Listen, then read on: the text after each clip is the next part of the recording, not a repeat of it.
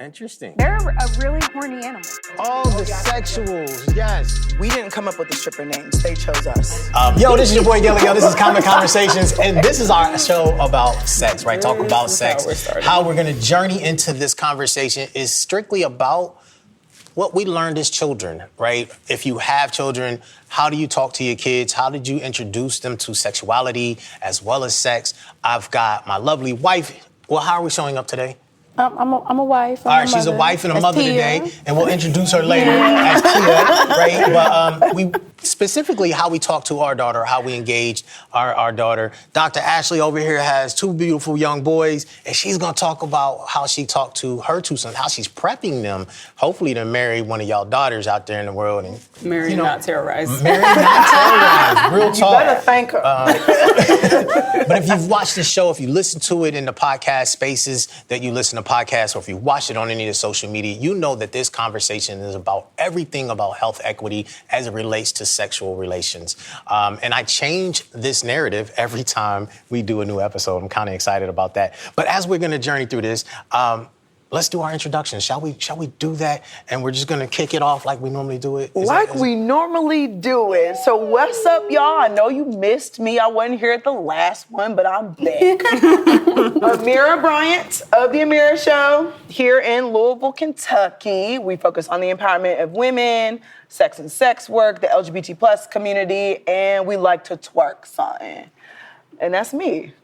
Did you just say You twerk like to something? We like to twerk something. Not something. What's a twerk something? Or sometimes It's like, is that like half a cheek?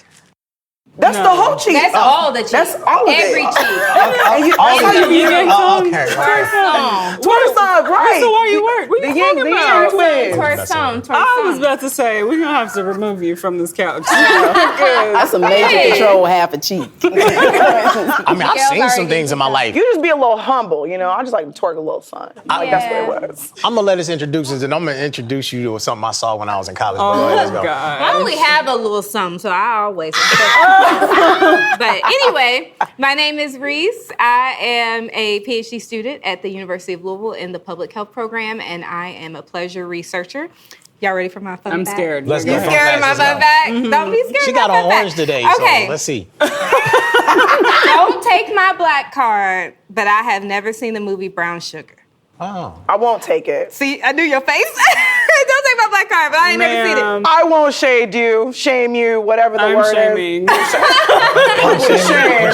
my fun fact for today. All right. is. So now you have homework. I have Yes, homework. Team And America. I need to watch Team America. Yes, Team America. Yes, that is a classic. Yeah. Maybe not for black movies, But a but classic definitely in general. for cool households. Got it. I like That's that. amazing. I'm just saying.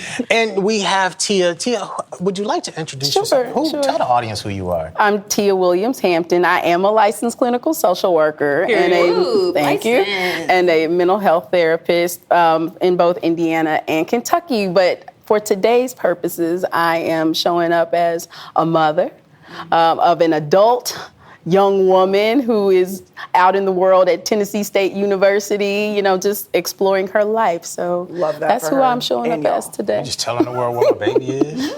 Well, she didn't say specific. I'm a protective So a lot of father. people's babies at Tennessee State State. University. Okay, let's get it. Let's go. All right. Somebody already went, Right. They're going to be like, that's her. That's all right. I taught her how to shoot. Don't play. She not a fighter, but she can kill. Let's go. So Well, we skipped on. no, I we mean, ain't going. this is how he does me. No, not Like, at all. She got I get Yeah, you really He's got like, to get kicked this out. is- Strike two. This I is- mean, this- because what the was last one? episode when he tried to say, we got a doctor on the couch. So I ain't been here. You ain't been on fool me. Yeah. You don't did. even fool me. We need to publicly shame Who you. you is. Tell the world who Thank you you. is. Hi, y'all. I'm Dr. Ashley Anderson. It's so lovely to be here with these good people, minus him. And I'm a women's health nurse practitioner, and I feel like essentially all the things that I do in my life and most passionate about is empowering and uplifting women. So I'm happy to be here. I'm working on my 35. I think I'm still stuck in childhood right now. You I'm like work- 12 I'm right now. working- You got a lot of room to I grow. got a lot of room to grow. He stays in 12. A lot of room to grow. Now we got real.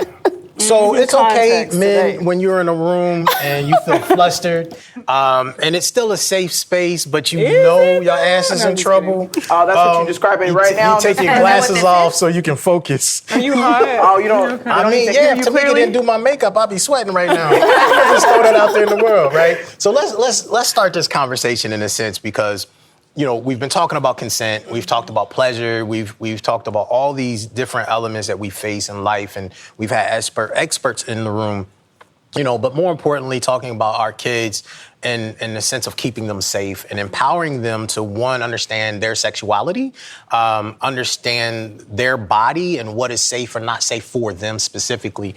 And then starts like we had Overstreet here and with Planned Parenthood, and she was talking about the different things and how they navigate the school system.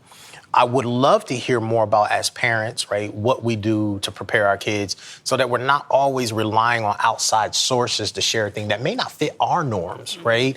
And at the same time, we've had an opportunity to explore with each other what we learned as kids, right, which prepped us or did not prepare us for who we were going to become adults in this sex life, right, or in our sexual beings in that sense. And so thinking about that, I want to explore one question, and I'd love for all of us to jump in here. You know, we talked about it, I think, in the first episode, but just to repeat, you know, when were you first introduced to not sex, but sexuality?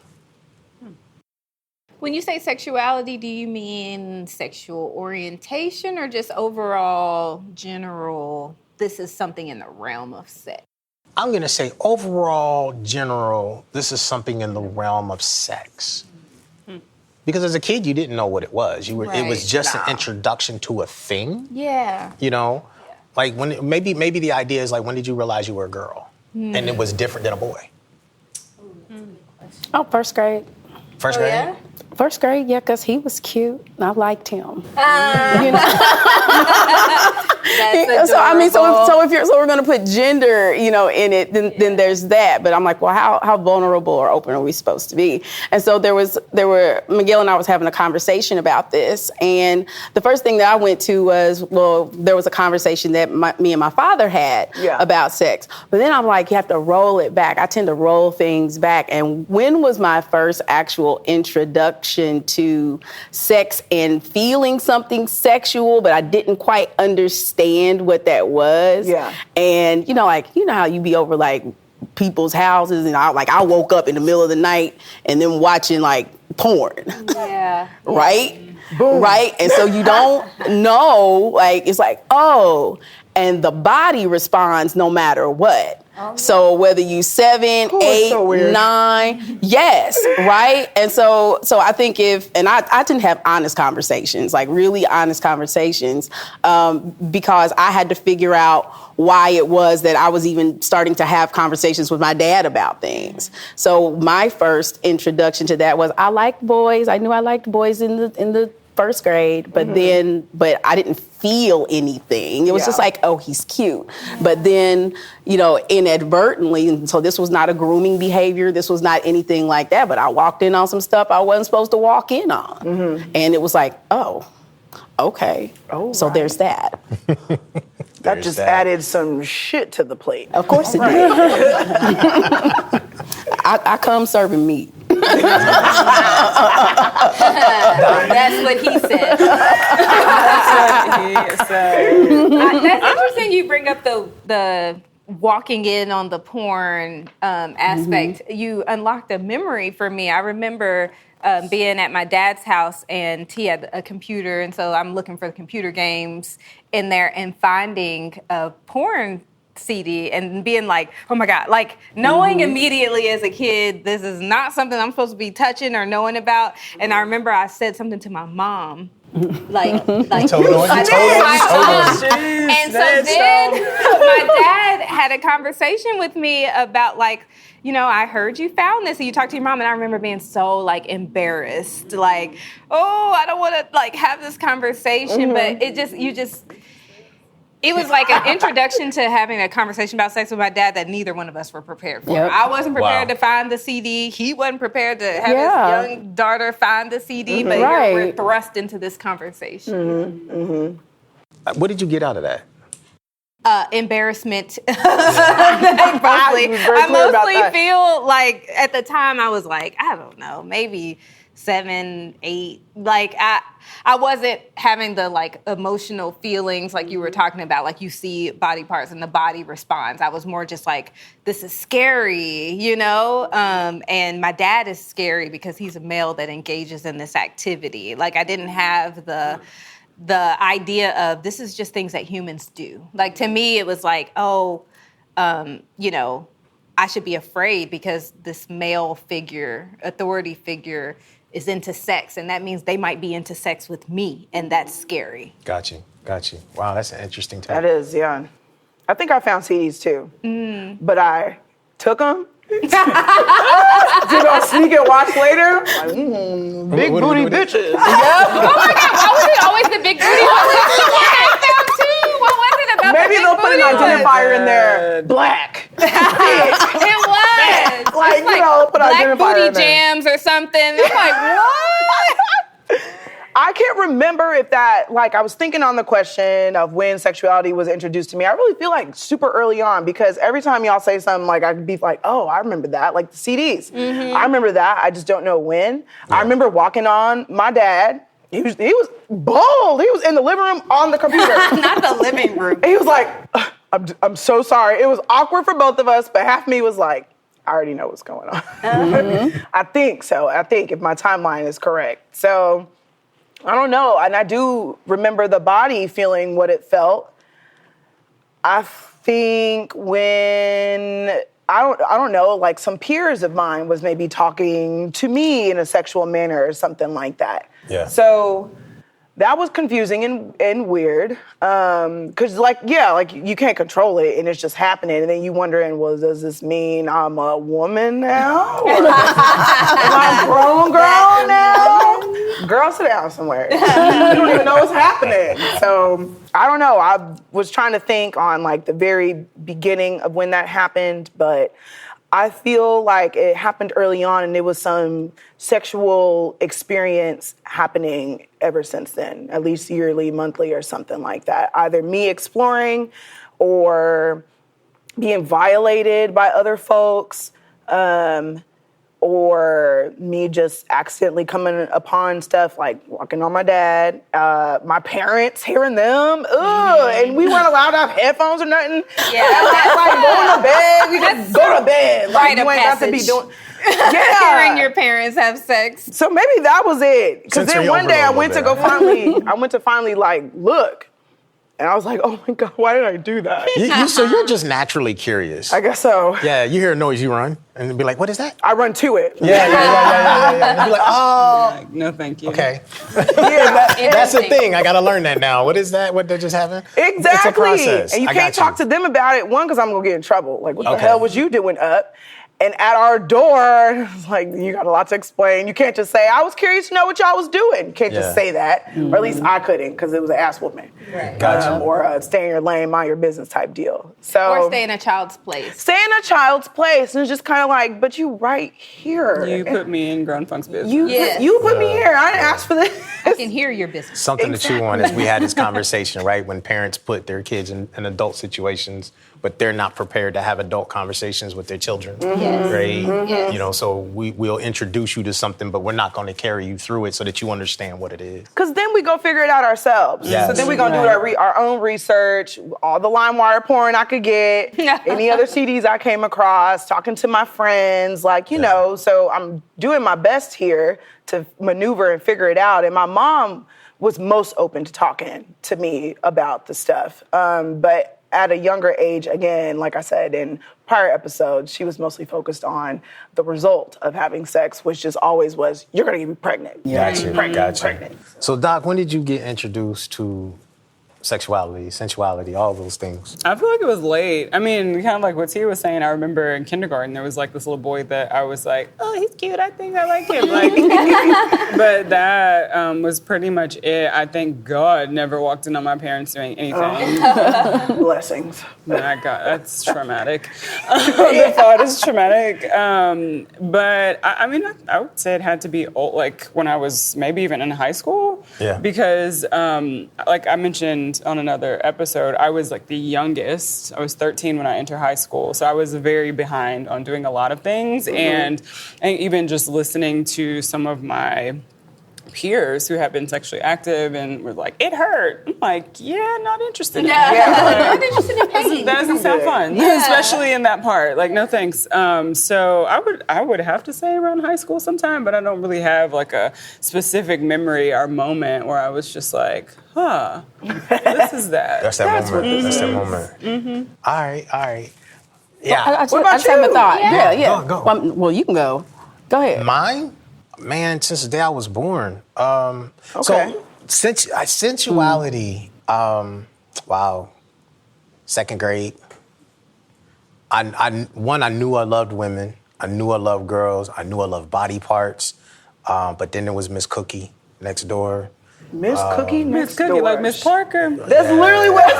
And body shape, got one. face, and then the first time I gave her a hug and she face planted me right in her breast, I was like, yeah, I love women. She face planted you right in her breast, or This you story is face so planted you common. right in her breast? She said, "Come here, I don't know. Because but we trying to but find out here's if the Miss reality. Cookie was a predator. Well, you know what? She was definitely, I was infatuated as a very young kid who didn't know what I was infatuated with. But we also talked about in a few previous episodes, prior to that, I had already read the Kama Sutra book, right? Before I was in first or second grade, right? So I had also experienced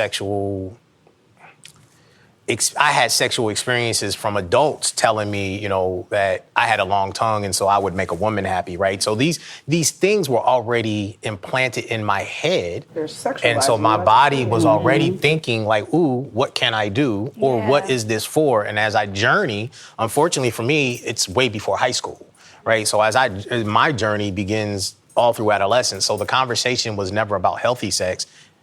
But the conversation about sex was always in the room, right? Even my Uncle Johnny, who's not my uncle, but my father's best friend, who's a cross-dresser and did drag, right? So even being in that room, like we get introduced to what then was just a gay relationship, or was it a gay relationship? So my brother and I, now that my dad is dead, he can't confine or deny. We used to be like, I think Dad's gay, but maybe not, because his best friend was gay and he was he homosexually was. From a standpoint of talking about being homosexual was very abusive, right? So I was a fag by the time I was in third grade because of just my mannerisms, right? So he would go through that journey. So being sexualized or being introduced to that was always, and it wasn't until my peer influence developed in around about high school that I was actually introduced to actual sex, right? But then it was, why are you still a virgin? Why are you still a virgin? Why are you still a virgin? You should be smashing or you shouldn't be smashing or you know, so that conversation happens. It feels so violent. But yeah. You should be smashing, like, What's that? Masha Pumpkin. It is violent. Mashed That does not potatoes, sound like a don't see pleasurable why. experience. It doesn't. It Travis doesn't. Porter run into that pussy like a crash dummy. What? You know, so Pain. not at all. No so yeah, thanks. my journey is, I think, maybe it's common to everybody else, but unique to me in that sense. So sensual, you know, being sensual and being sexual has always been there, right? So thought. Well, that was, you know, Miguel's talked about this stuff a lot, and this conversation has evolved because before it was, this used to happen, and that used to happen, and that used to happen. And I'm like, you were really exposed, like, to sex really early, like, on a consistent basis, and he hadn't seen it really as a violation. It was so normal. It was so incredibly normal. But then, like, when I compared our experiences, so how did we start off here? So my first sex talk was with my father. Not my mother. My mother didn't even tell me about my period. Like, nothing. Like, it was nothing in my She just body. waited till you got it? No, I don't know if I ever told her. Like, when I did come out, I told my father. Got you. I told my father because my father had a friend, had a 17-year-old daughter, and she had gotten pregnant, and he was mortified. His dream for us was that we would graduate high school, go off to school, and I mean, he had a very interesting life, so he wanted definitely a dream here. And so he sat me down, and he said, Teah, Mick, I need to tell you about sex. And he started off like this. Boys have urges. Boys. Because he's a boy. My daddy but he was also very respectful of me. My father had always created space for us to communicate. He had always created just a respectful space, and he was so nervous about this. And so he said, boys have urges, and these are the kinds of things that boys may do to try and get you to have sex with them. And, I don't want you to get pregnant. I don't want you to get diseases. So it was like this could happen. It was kind of rudimentary because he's not inside of a girl's body. So, he does, and I'll talk about Suge later. One of the things that I came up with Suge was like, woo, girl, your body will betray you. The flesh is weird. Yeah, my daddy didn't tell me my body would betray me off of a kiss. You know what I'm saying, right? Right. But as he just kind of unfolded that, like we continued to just have conversations. So by the time I was in middle school, 7th grade, most of my friends were sexually active, not me.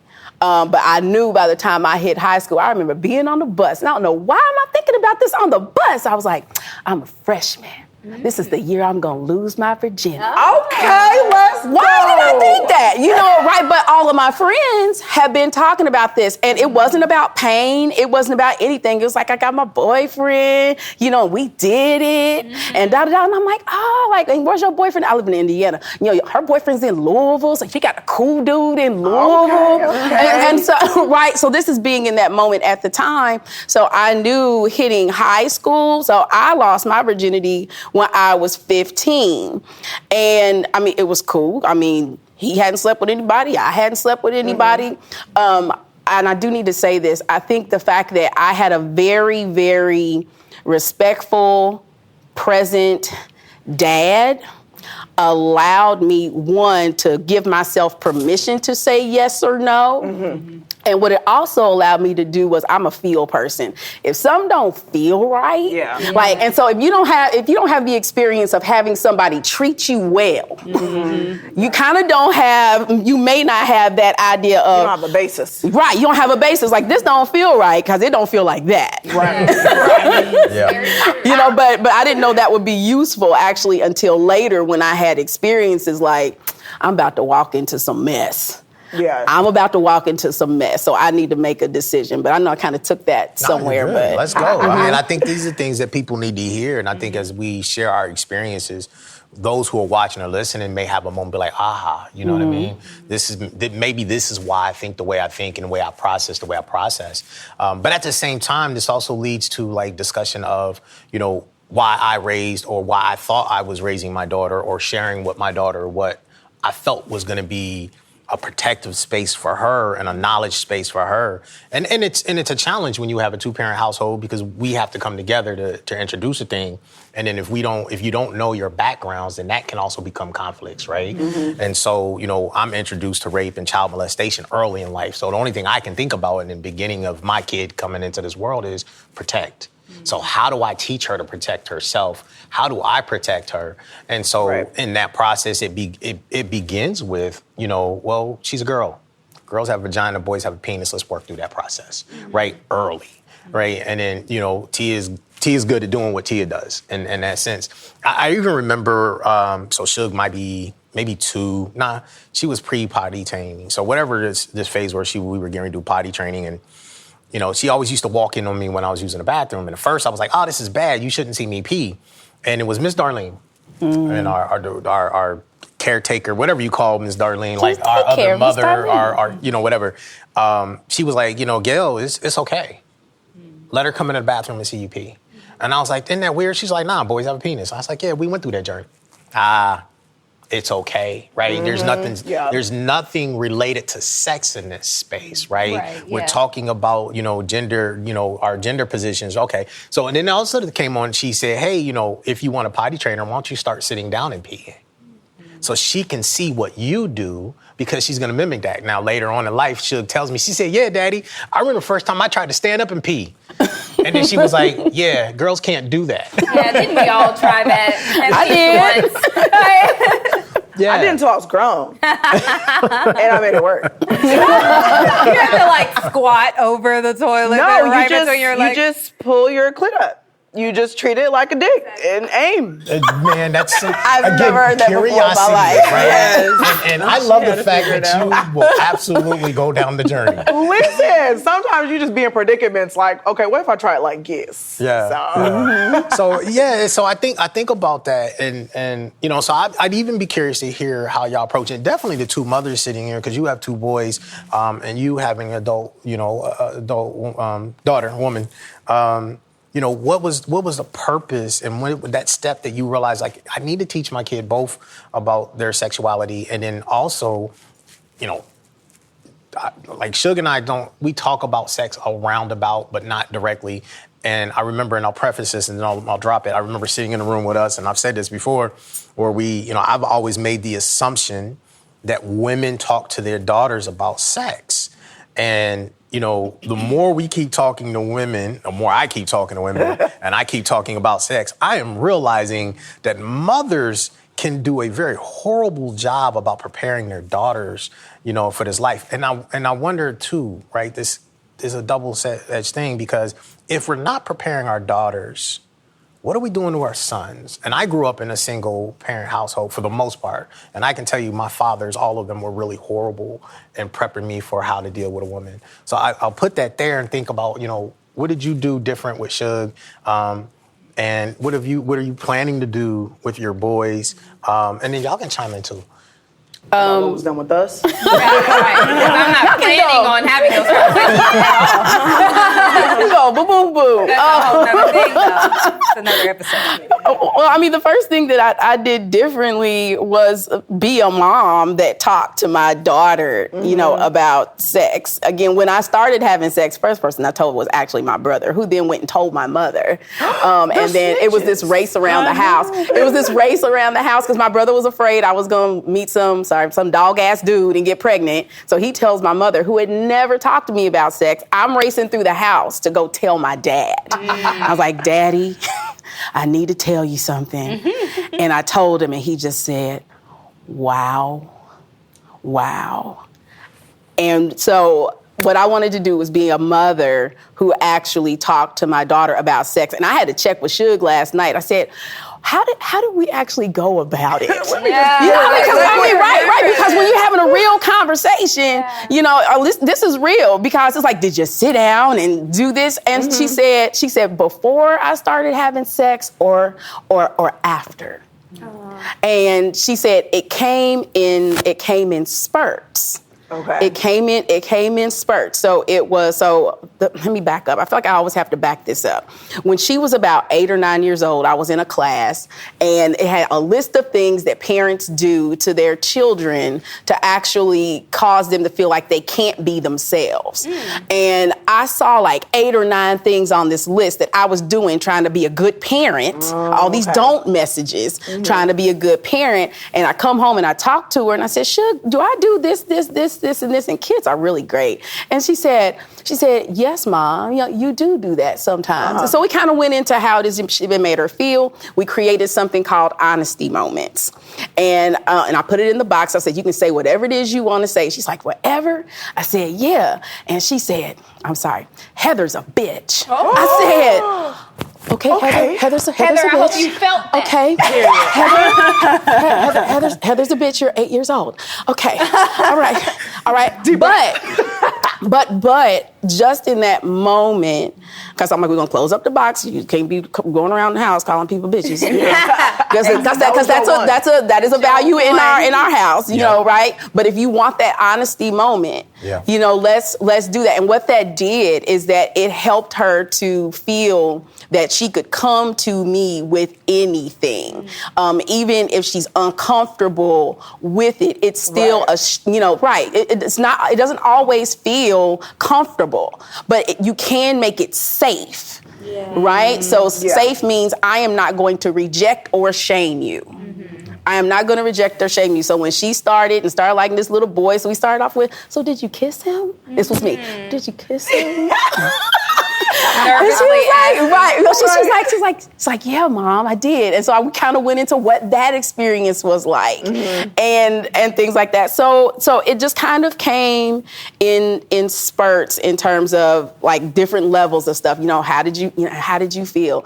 And that's kind of when that whole okay, if it felt good, I get that. It's like, but Suge, your body will betray you sometimes. So I need you to think. And so we do talk about things like, consent, and also there was just so many lessons. So I'm sorry, I'm just gonna go back and forth because I don't want to like go ahead of things. So we're going to wrap up here in a little while, but we might run a little longer just for this conversation. So go ahead, share.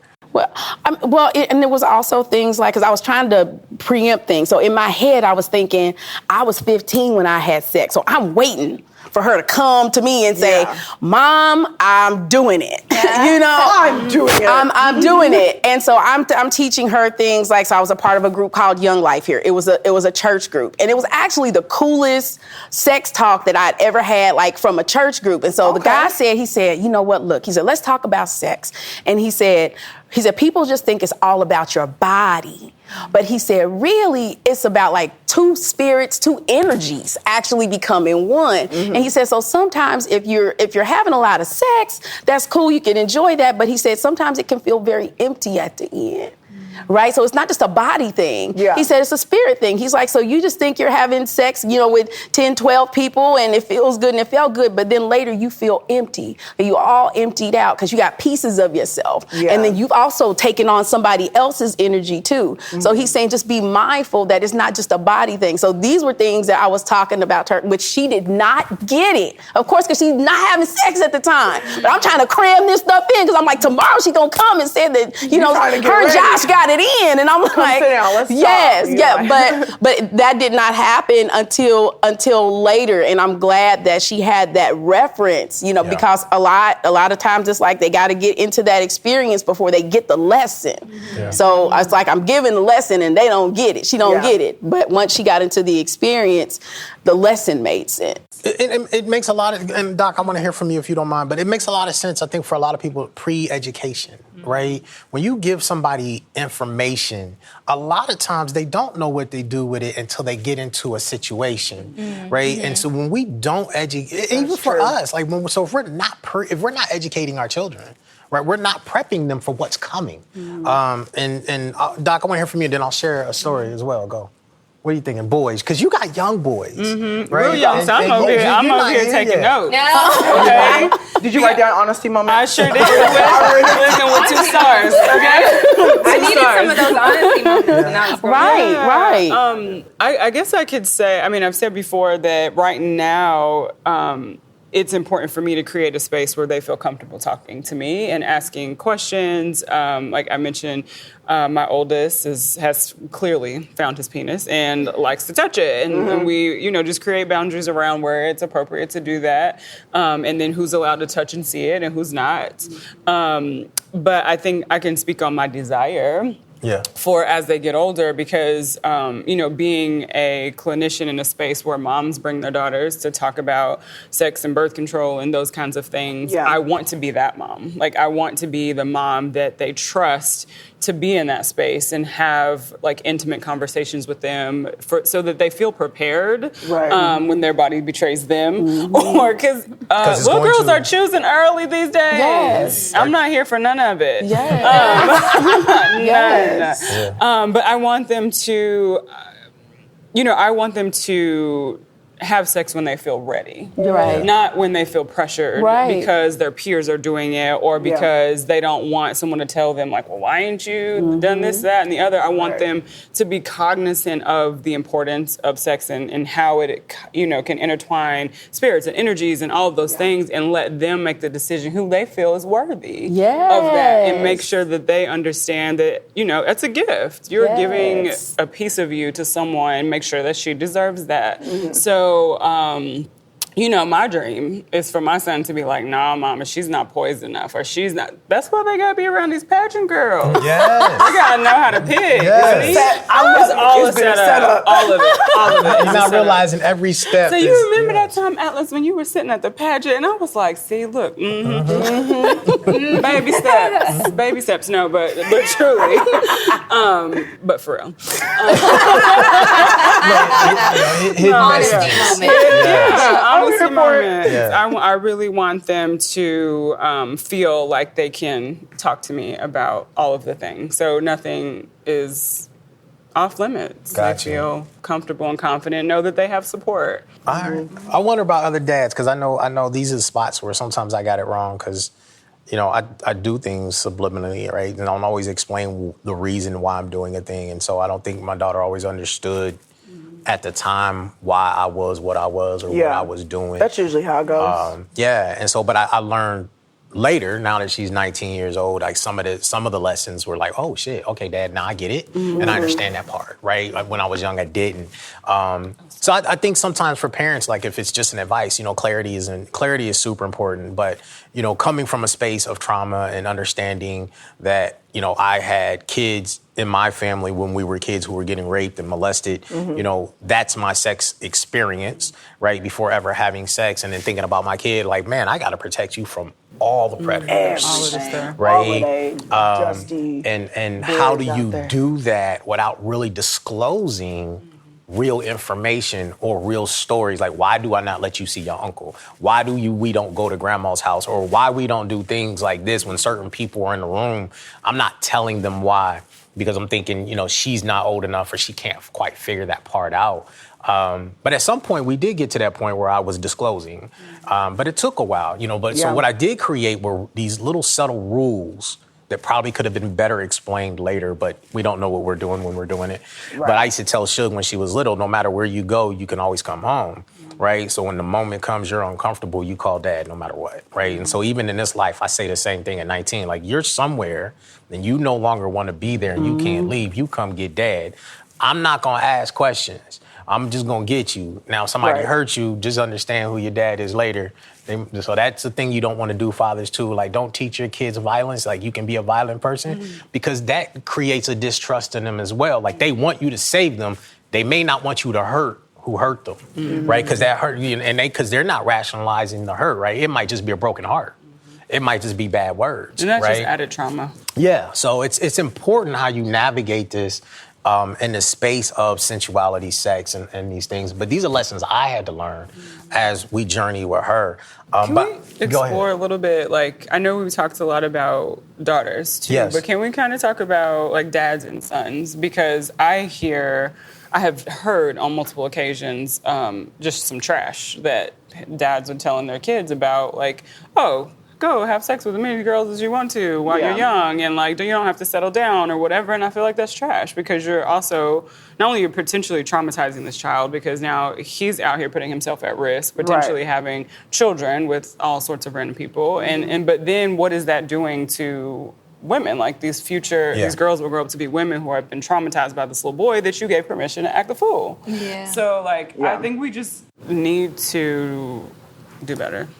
We do, like, but I come from a traumatized male experience. So I couldn't even talk to men until I was probably 30, right? So, you know, all my fathers did. My mother was married 4 times, so I basically have 3 fathers who raised me, right? So if I go down that journey, you know, my father, who was, I would say, physically and mentally abusive and sexually inappropriate, right? But he would say things like that, like, you know, it's a conquest, knock it out, you know, do your thing, go get your girl, it's okay to kiss, are you fucking yet? Like, these are real things, right? But I think for him, it was mostly because he called me a fag most of my life, right? So he wanted to make sure his son wasn't gay, right? So it was this exploration with women, and if you did that, but I think he was really, as an adult, I think he was talking about himself, right? But we don't notice as kids, right? Most of the time, our parents are mirroring their fears, or who they are, right? My stepfather, you know, who I want to say right now is a good dude, but was not at that time. Better relationship today than it was then. but also kind of in that journey, not as explicit, but he was super abusive toward my mother, both physically, sexual assault, et cetera. It is what it is. So I learned that journey from him, right? But God bless my mom, because I learned her journey and was like, yo, we need to respect women. You shouldn't. And so I become basically a superhero to my mother, right? So I'm fighting the opposition in that relationship for both my fathers and trying to protect my mom. Even as a kid, not knowing what that is, right? I just know it's harmful. But again, they both put me on a journey to disrespect women and mostly hate myself, right? Because that's also what's being reflected through that space. It wasn't until really my third father, my stepdad, who was really cool, interesting piece, we learned later, like he also kind of imprinted on me to respect women. He also imprinted on me to respect the LGBT community, not understanding why at some point. This story, I remember I was in 6th grade, and maybe sixth or 7th grade, and I was sitting on the bed. He made me mad, and I called him a fag. And he got mad at me, and this is the first time he ever grounded me, right? And I was like, the fuck you mad about? It's just a word. We do later find out he's gay. But what was more interesting is that I didn't understand what a fag was, because I've never even called it, right? I just know it just makes you mad, right? Yeah. But we later have this other conversation and just engagement through he took time to start to educate me, right? So again, negative responses and the shit that men do to little boys. So when we were having a conversation about consent and somebody said, well, you should be able to learn consent from a man. And I was like, should you? Shit, not the men I know. You don't want your boys learning, you don't want your girls learning what consent is from the men I know, right? So I learned consent from the women.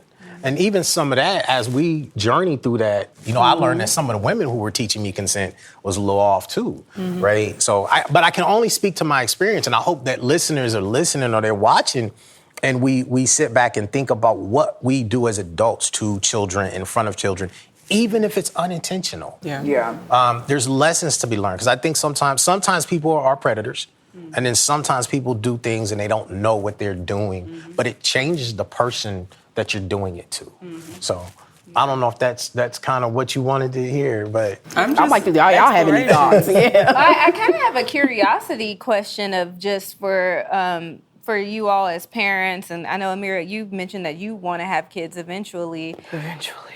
Do you or did you or consider talking to the parents of the people that your daughter or your sons will be dating, like their parents, about the conversations that they're having with their kid? Is that something that you all ever considered or talked about? Or I didn't, and primarily because Suge didn't really have like a whole lot of relationships. When she got her first heartbreak in 8th grade, she's a lot like me. I'm like, look, I don't like how that feels, so I'm not going to like do that a whole lot. So I don't really think that we had a lot of opportunity to do that. But even still, I don't know that I would have thought to even have a conversation like that with another parent. So that's, I mean, we only got one, so we don't have another one to try. Is that something you think you would consider doing? Because I just hear you all talk a lot about like the parents really play a role in this, and you even mentioned, the parents, the way that the parent talks to the kid influences how the kid is gonna go out into the world and experience. So if you put a lot of self-worth into your daughter, then you teach them that they're getting it from home, so they don't have to seek it out in other places. And the same thing with like a son. If you put a lot into them around consent, then the women that they engage with are gonna have positive experiences versus the negative experience that you mentioned. So I just wonder what it would have been like if, my first love, like when I had this boyfriend in high school, if our parents would have got together and had a conversation, well, this is what I'm talking to my daughter about, and what are you telling your son? Because eventually they're gonna get together, and we need to make sure we're on the same page as parents, that we're giving them the same information. That would almost be a complete and total culture shift. That's what I was sitting there thinking. I was like, damn, that's a lot of work. Like, that's going to take It's probably way community. better than what I was thinking. I was thinking like, oh, when you think you like somebody, bring her over to Athena so she could get tested. We can talk about birth control, and I can control this piece. Like, she got a depo shot today. Don't touch her for 7 days. Like, this is where we are in my house. So it would probably be better for me to just contact her mom. I'm gonna make note about that. And then all of our parents can control that birth control shot. We have OBGYN moms. Listen, tell her to meet me in the bathroom, okay? Another thing that you kind of bring up being a doctor is, and the birth control, especially when you're raising sons. As a sex educator, I always like to talk to young men about what birth control looks like. Yeah. And that you can actually tell, you don't have to trust someone's word when they say I'm on birth control and you feel like you're going to get trapped. Like, you don't have to trust that. You can look for it. Do you know how to find the strings in an IUD? Yep. Do you know that the NuvaRing is supposed to stay in and what it feels like? Can you feel for an implant? Like, these are things that you, having that knowledge as an OBGYN, get to equip your sons with. That is pretty dope. Don't let her pull no okie doke. She said she got this. Just feeling her arm. She said she got this. Look for the little string. Check the pill tag. If today is Friday and she got Monday pill in there, don't do it. Make sure the pills match. Yeah. Real So talk. that's cool. Well, I don't know where you're going with this. I don't know how long we're supposed to go, but We got to wrap up. all right. There's a cue right there. Okay, cue, wrap up. Why are y'all Down doing to the the most? Yeah, the next segment is going to be about, if it's all that scary, why are people doing it? And I think that was an important point that I made, is that sex can be enjoyable. You also have to be responsible, for yourself and value your body and value who you are before you just casually give it out. It's fine if you want to casually do it, but understand that there are consequences to it as well. So there are benefits and there are consequences to it. So. As we wrap and we walk out of here, I'm gonna go to you. Ask this last question, This is about to go a and whole let's do a 30-second rotation. So ask the question, 30 seconds to answer. Everybody get 30 seconds to answer, and then we're gonna walk out of here. Okay. So my question, because what you mentioned about just like giving freely, did you all ever talk to Sugar about the double standard in that sense? Like, in the sense of, when boys are sexually promiscuous, they are kind of seen as kind of a hero. It's definitely encouraged. For girls doing it, then you're a hoe. Like, did you all have that conversation with her? I did not intentionally, because I don't think that way, right? Yeah. But I'm more of a protective person. So my thing is, if you're gonna wear or use your body in this way, make sure that you're doing it for you and understand what's coming, what the intention is coming. So I really, and maybe I should have, but I never really looked at it, because I see sex as sex. If you are promiscuous, a hoe for me is a whore. You're a sex worker, right? So don't get me wrong, I grew up calling women hoes, because who didn't? And we learn and correct ourselves, right? Who didn't? But the reality for me, like, if I call somebody a hoe, you probably doing the most and should be paid for what you're doing, right? Dang. But I mean, that's just how I think, right? But you're a professional. Highest paying profession in Greece. You're a back in the professional. day, There it is. you Do what know. you do. So I don't really see it like that. I just see, if you're promiscuous, period, male, female, right? It's a thing. You need to protect yourself. But I'm also the person who said I didn't have a whole lot of sex partners. And I believe sex is about having a third conversation that most people don't prepare themselves for, right? It's us engaging at a whole trajectory. What is that word? Trajectory? Yeah, there we go. Trajectory. That's like trajectory and testicle. At the same time. Right. We're going to run them both. He's I a like that. word Toss them in there. splicer. Let's get it. But wanna I write just think that it's a down. higher level conversation. That's my 30 Man, seconds. that was 48.5 Right, that was like 2 seconds. hours, 3 hours What was the lit question? I don't know. Did y'all talk about the Double standard? I don't know that I did a great job with it, but I did talk about the double standard. That, if you sleep with a lot of people, that they're going to see you, because you're a female, as a loose, hoe, whatever it is. And that dudes don't get that same thing. So I'm like, if you do what you're gonna do, protect yourself, but understand that this is still where we are in the culture. So it was that, and trying to do that in a way that wasn't shaming was very hard, because my mother did that. You know, you don't talk about other people being a whore, you a whore. You know, it's like, I just did it like one time. You know? So yes, I don't know if it was done in a way that was very well done, but it's like, this is a possibility here. And by the way, he was really like one of the best, safest dudes on campus. Like, I was in his room for 3 weeks and he never touched me. And I mean, it was just straight conversation. Okay. So like, when the way Miguel comes off like here, I'm looking to be like, how you get married and stay married? He was probably one of the most respectful and safe people. So he not only kept his mom safe, he was known to be one of the safest dudes. Girls get drunk and pass out in his room and know that nobody's gonna be on top of them when they wake up. Like, so it's legit. It's very legit. That's dope. And it sucks that we have to give men props for doing that. Yeah, right. To me, you're doing what you're supposed to be doing. Right. Leave them alone. What? That's Right. Yeah, that's dope.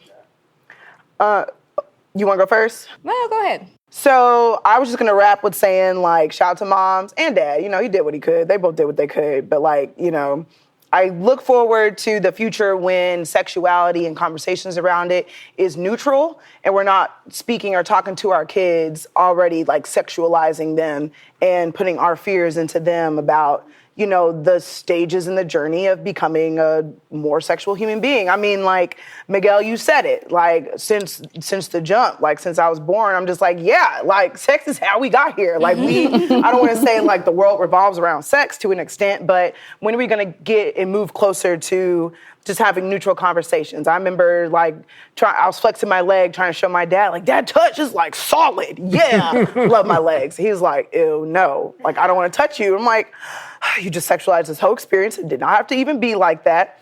But, you know, as an adult, I talk to my mom even more than I did before. Like, I'll be like, Mom, like, I did this and he slipped in my ass and, like, I don't know if things are weird. And she's like, well, back when I did that. I'm like, what? What you mean back when you did that? You could have prevented this whole situation. So I just look forward to when we move into that space and into that comfort. And y'all give me hope. Y'all give me hope. Let's get it. That's gay. Let's get it. Happy Pride. All right. I mean, approaching it from a pleasure standpoint, obviously I believe that everyone deserves the right to feel pleasure. And I look forward to a world where we don't have a double standard. I do recognize that there's the consequences for women who understand that they deserve pleasure too, and in whatever way that looks like. Whether I like to have multiple partners, or I like to have one partner. I look forward to a world where everyone can accept themselves for where they are in their journey, and that the labels kind of disappear. Yeah, and we just people. Let's go. I appreciate it. This has been awesome. Yeah. I hope those who are listening, you learned something. Want to learn more, send us a comment, send us a message. You can contact any of us through our social media. We might throw it up on the screen. Somebody might answer, somebody might not. But here more so. Sliding in my DMs. Slide in my DMs. Don't be sliding in my DMs. Just comment on a picture. I do hope that you go back and think about your own experience as you've grown up and what your introduction was to your sexuality, your sensuality, and sex as a whole. And if you have children or are planning to have children, how do you engage this conversation with them? Do you start late? You know, do you start early? We appreciate you. This is Common Convo. Let's talk about sex, and we'll see you in the next episode. See you next time. Peace and chicken grease. Let's get it. This program is supported by the Health Equity Innovation Hub at the University of Louisville. The views expressed are not necessarily those of the funder.